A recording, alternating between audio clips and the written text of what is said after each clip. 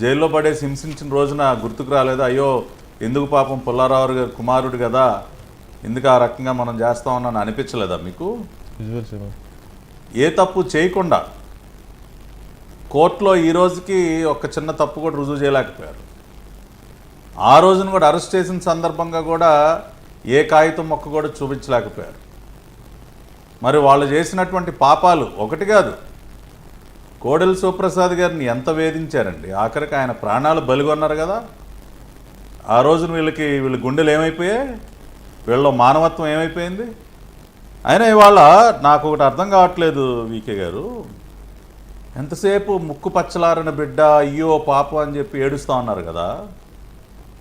ఈ జోగి రమేష్ కాదు, వీడు ఒక రోగి రమేష్. వీడికి భూ కబ్జాలు చేసే రోగం ఉంది, జేబులు కొట్టేసే రోగం ఉంది, చాలా రోగాలు ఉన్నాయి ఈ రోగి రమేష్కి.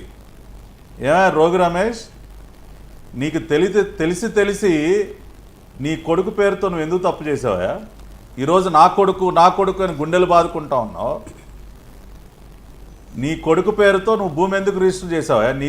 నీది కానటువంటి భూమి అగ్రిగోల్డ్ సిఐడి వాళ్ళు అటాచ్మెంట్లో పెట్టినటువంటి అగ్రిగోల్డ్ భూమిని నీ కొడుకు పేరుతో రిజిస్ట్రేషన్ చేయించమని చెప్పి ఎవడు బలవంతం పెట్టాడు? నిన్ను ఎవడు బలవంతం పెట్టాడు?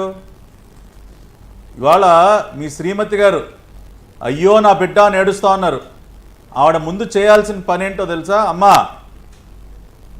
ఒక మహిళగా మేము మిమ్మల్ని గౌరవిస్తాం, ఒక తల్లిగా మీ ఆవేదన నేను అర్థం చేసుకుంటా. మీరు అర్జెంటుగా మీరు చేయాల్సిన పని ఏంటంటే మీ భర్తని లోపలికి పిలిచి చెంపలు గట్టిగా వాయించండి. మామూలుగా కాదు, గట్టిగా వాయించండి. ఎందుకు చేసావురా ఈ తప్పు? బిడ్డ పేరుతో నువ్వు ఎందుకు చేసావు ఈ తప్పు?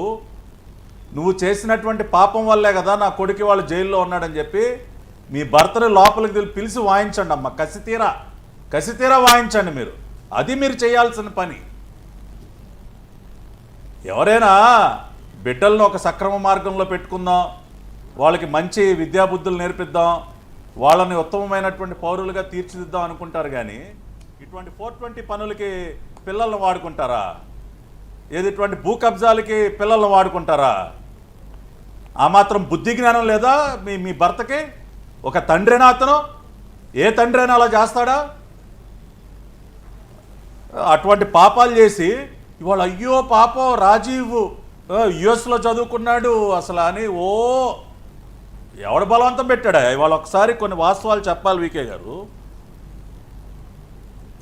అంబాపురం